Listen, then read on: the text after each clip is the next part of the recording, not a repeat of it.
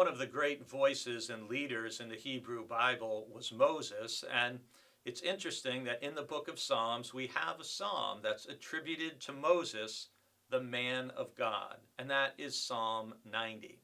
And I want to read Psalm 90 verses 1 and 2 to you today, and if you want to read through verse 6, that's fine, and tomorrow we're going to touch on Psalm 90 verses 7 to 17. Psalm 90 begins, Lord, you have been our dwelling place in all generations. Before the mountains were brought forth, or ever you had formed the earth and the world, from everlasting to everlasting, you are God.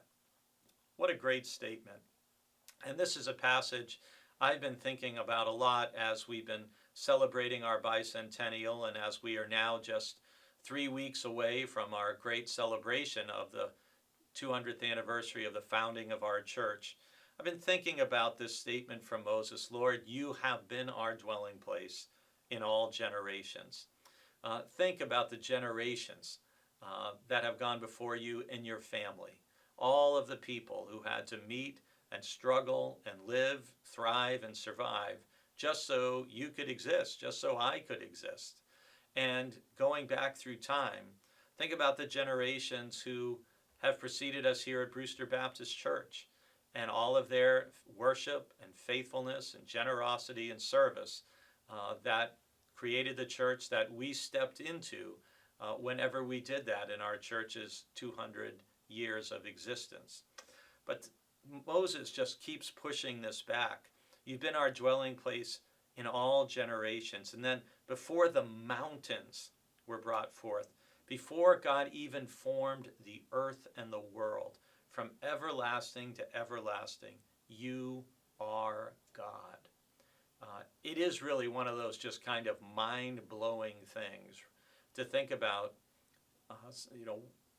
how ancient God is. I mean, was there anything before God? And sometimes as young people, or maybe even as we're older, where did God come from? Who invented God? Who created God if God created all things?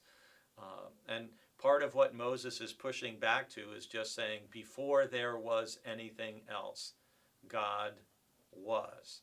And if you think of how God introduced God's self to Moses, saying, I am that I am, or I am who I am, and telling Moses to tell the people, I am has sent me.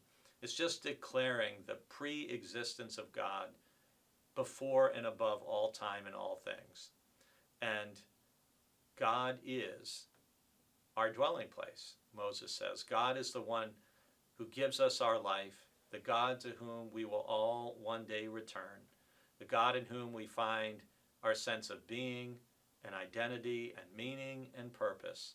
It's all in God, who existed long before we came along, and who will exist long after we depart this earth, and even when the mountains fall into the sea, God still will be. And I pray that ever-present God will be near to you today.